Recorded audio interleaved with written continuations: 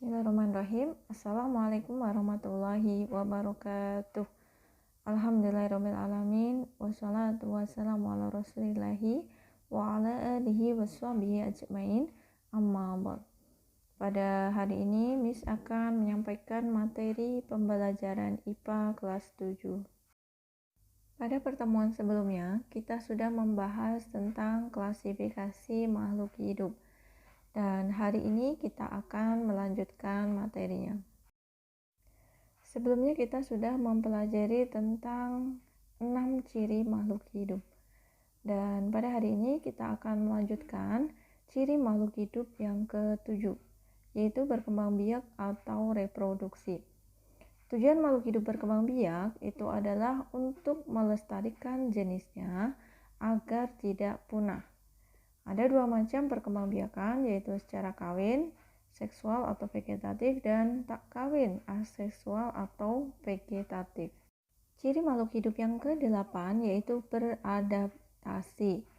Nah, di sini ada beberapa bukti bahwa makhluk hidup itu dapat beradaptasi. Yang pertama contohnya anjing dan kucing tidur dengan cara menggulungkan badan. Kemudian unta itu menyimpan cadangan lemak di punuknya. Dan yang ketiga, teratai memiliki daun lebar untuk mempercepat penguapan.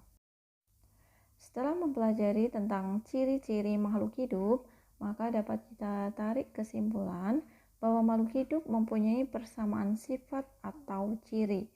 Ciri tersebut adalah bernafas, bergerak, iritabilitas, memerlukan makan, tumbuh, mengeluarkan zat sisa, berkembang biak, dan beradaptasi dengan lingkungan. Baiklah, kita lanjutkan di bagian B, yaitu tentang ciri benda tak hidup. Ciri benda tak hidup yang pertama yaitu tidak dapat bergerak. Benda tak hidup tidak dapat bergerak, kecuali jika ada pengaruh dari luar. Contohnya yaitu batu bergerak karena didorong atau dilempar. Benda tak hidup tidak melakukan metabolisme. Benda tak hidup tidak memerlukan nutrisi, serta tidak melakukan kegiatan respirasi, sintesis, dan ekskresi. 3. Benda tak hidup tidak melakukan reproduksi. Benda tak hidup tidak melakukan usaha untuk mempertahankan keberadaannya atau eksistensinya. Jadi, benda mati tidak melakukan kegiatan regulasi, reproduksi, adaptasi, dan evolusi. 4. Benda mati tidak tanggap terhadap rangsang. Benda tak hidup akan diam saja meskipun mendapat rangsang bertubi-tubi dari luar. Sistem umum untuk membedakan benda hidup dan benda mati. Yang pertama yaitu dilihat dari bentuk dan ukuran. Makhluk hidup mempunyai bentuk dan ukuran tertentu, sedangkan benda mati itu tidak. Kemudian yang kedua, organisasi. Setiap makhluk hidup terdiri dari sel-sel, kemudian membentuk jaringan, membentuk organ, sistem organ, dan organisme.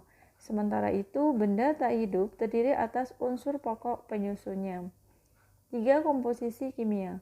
Makhluk hidup mempunyai komposisi kimia tertentu yang terdiri dari unsur karbon, hidrogen, oksigen, nitrogen, belerang atau sulfur, fosforus, dan sedikit mineral. Sementara itu, benda tak hidup memiliki komposisi kimia tidak tertentu. 4. Metabolisme. Pada makhluk hidup terjadi pengambilan dan penggunaan makanan atau nutrisi, pernapasan atau respirasi, sekresi, dan ekskresi. Sementara itu, benda tak hidup tidak mengalami hal-hal tersebut. Sifat umum untuk membedakan benda hidup dan benda mati yang kelima yaitu iritabilitas. Makhluk hidup dapat memberikan reaksi terhadap adanya perubahan di sekitarnya, misalnya cahaya, gesekan, kelembapan, dan suhu. Sementara itu, benda tak hidup tidak memberikan reaksi. 6. Reproduksi. Pada makhluk hidup terdapat kemampuan untuk membuat makhluk hidup itu menjadi banyak sehingga kelestarian jenisnya terjamin. Sementara itu, benda tak hidup tidak memiliki kemampuan tersebut. 7. Tumbuh dan mempunyai daur hidup. Setiap makhluk hidup mempunyai proses tumbuh dan berkembang serta daur hidup yang terdiri atas proses kelahiran, tumbuh, dewasa, dan mati. Sementara itu, benda tak hidup tidak mengalami semua proses tersebut. Demikianlah materi yang bisa kami sampaikan. Kita lanjutkan kembali pada pertemuan yang akan datang. Semoga dapat dipahami. Sekian, terima kasih. Wassalamualaikum warahmatullahi wabarakatuh.